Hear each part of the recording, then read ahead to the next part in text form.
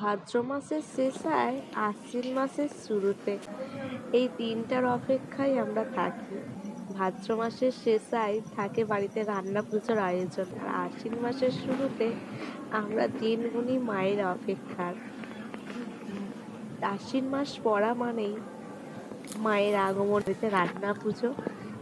চলছে বাড়িতে রান্না পুজোর আয়োজন। এখানে চলছে ডাল বাছাবাছি।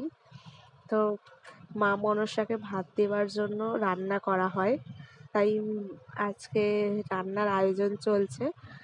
এই রান্না হবে, ওখানে কাকিমা সব রকম সবজি কেটে কুটে রাখছে, এখনো রান্না বসা। যতক্ষণ না সন্ধে হবে ততক্ষণ উনুন জ্বালাতে নেই।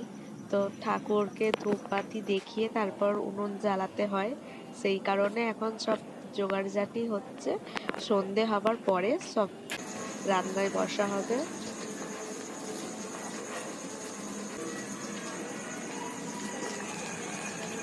করছি আমাদের যেহেতু নিরামিষ রান্না, মাছ নেই, সেই কারণে শুধু ভাজাভুজি ডাল হয়। তো এখানে পটল ভাজা, বেগুন ভাজা সবই রয়েছে। আগে ঠাকুরের ভাতটা হয়ে গেছে এক হাঁড়ি, আর এদিকে ঠাকুরের ভাজাভুজি আগে থেকে তুলে রাখা হয়েছে। আর তারপরে রাতে যারা খাবে সেগুলো আলাদা। আগে ঠাকুরের জিনিসগুলো তুলে রেখে তারপরে সব কিছু আলাদা আলাদা করে নিজেদের খাওয়ার জন্য রাখা হয়। তো এখানে ডাল হয়ে গেছে, ডালটাও একটা জায়গায় গরম আছে, এখন রাখা হয়নি। তো একটা আলাদা জায়গায় রাখা হবে। এই ভাতটা হলো সবাইকে দেওয়ার জন্য, ঠাকুরের ভাতটা ওদিকে রাখা আছে। আর এটা মা এখন নারকোল দিয়ে চিনি মাখিয়ে এটা নারকোল ছাই মারছে। এটাকে আমাদের এক একজনদের আছে নারকোল কুড়ে করা, এক একজন আছে নারকোল ভেজে করা। আমাদেরটা নারকোল কুড়ে চিনি দিয়ে নাড়ু যেমন হয় এটা সেরকম হবে। আর এদিকে আলু ভাজা, বেগুন ভাজা, পটল ভাজা, যত রকম ভাজা আছে।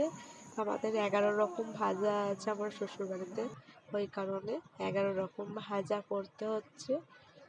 আর অনেকটা করে ভাজা, সেই কারণে অনেক দেরি হয়েছে, রাত 11টা বেজে গেছে। এইদিকে ভাত, এক হাঁড়ি ভাত, ঠাকুরের ডাল, ভাজা, এদিকে শশা ভাজা আর ঝিঙে ভাজা রাখা রয়েছে। এদিকে পটল, বেগুন, ঢেঁড়স, কুমড়ো, আলু ভাজা, করলা ভাজা,